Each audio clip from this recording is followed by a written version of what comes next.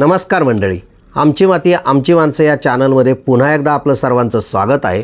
आणि आज आपण बघणार आहोत की कवट लागवड तंत्रज्ञान। तर मंडळी, या कोरडवाहू फळझाडाच्या लागवडीपासून चांगल्या प्रकारचे उत्पन्न हे कमी खर्चामध्ये मिळते। कारण कवट फळाची लागवड शेतावरील जे बांधारे असतात किंवा विहिरी असतात किंवा विहिरी लगत किंवा शेताच्या ज्या पडीक जमिनी असतात तेथे कवटाची लागवड करता येते। कवट हे बेलवर्गीय फळझाड असून फळ हे कठीण, जड आणि गोल असते। फळामध्ये बियांचे प्रमाण हे भरपूर असते। फळांचा गर आंबट आणि गोड असतो। जीवनसत्व ब हे मोठ्या प्रमाणावर असते।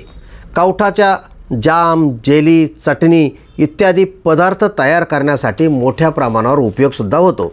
आता कवठासाठी जमीन आणि त्याची लागवड कशी करावी हे आपण बघूया। तर कवठाची लागवड अत्यंत हलक्या जमिनीवर करण्यात येते। क्षारयुक्त जमिनी कवठाच्या वाढीसाठी उपयुक्त ठरतात।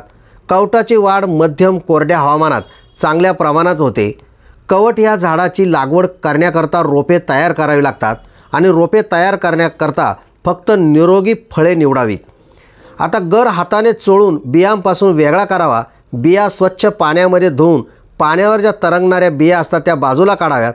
धुतलेल्या बिया या सावलीत वाळवून तत्काळ त्या रुजू घालाव्यात।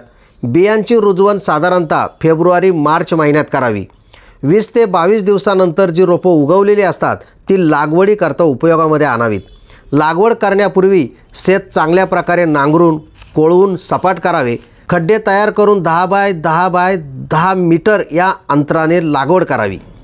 आता कवठाच्या सुधारित जाती आहेत। कवठाची लागवड एलोरा या वाणाद्वारे अथवा स्थानिक उपलब्ध जातींमधून निवड पद्धतीने करता येते। थार प्रभा आणि थार गौरव हे अधिक उत्पन्न देणाऱ्या संशोधित जाती आहेत। त्याची सुद्धा शेतकऱ्यांनी लागवड केली पाहिजे। कवट या फळाची अभिवृद्धी ही सुद्धा बियांपासूनच करतात। कवठासाठी खत व्यवस्थापन आपण बघितलं तर कवट या फळझाडास खताची गरज ही फार कमी प्रमाणात असते। फळांची वाढ चांगल्या प्रकारे होण्यासाठी शेणखत आणि रासायनिक खते सुद्धा देण्यात यावीत। साधारणतः खतं 1 वर्षाचं झाड झाल्यानंतर द्यावीत। रासायनिक खते हे पाऊस पडल्यानंतर जून महिन्यामध्ये द्यावी। पूर्ण वाढ झालेल्या झाडांना शेणखत 20 किलो, नत्र 400 ग्रॅम, स्फुरद 700 ग्रॅम, पालास 250 ग्रॅम या मात्रेमध्ये द्यावेत। कवठावरील रोग आणि कीड नियंत्रणाबाबत जर विचार केला तर कवट हे सहसा कोणत्याही रोगास बळी पडत नाही, परंतु कधीकधी प्रेप्रायसिक नावाचा रोग हा पानावर दिसून येतो। त्याकरता 0.7% बोरॅक्स फवारावे। आता कवठापासून काही उपयुक्त पदार्थ तयार केले जातात। आता ते जर बघितले तर कवठापासून उत्तम प्रकारचे जेली तयार करता येते। पिकलेल्या कवठाच्या 1 किलो गर भांड्यामध्ये घेऊन त्यामध्ये 4 लिटर पाणी टाकावे।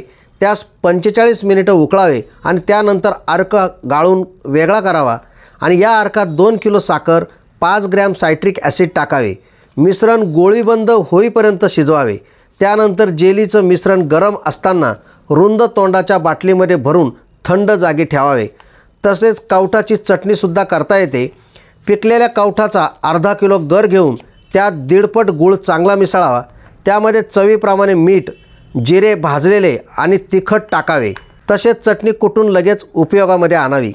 तर मंडळी, कवट हे फळझाड जर बघितलं याला कमी खर्च आहे, खतं कमी लागतात। कोरडवाहू ठिकाणी किंवा जी आपली पडीक जमीन, बांधावरची जमीन या ठिकाणी सुद्धा कवट येऊ शकतं आणि काही ठराविक सीझनमध्ये कवठाला प्रचंड मोठ्या प्रमाणावर मागणीसुद्धा असते।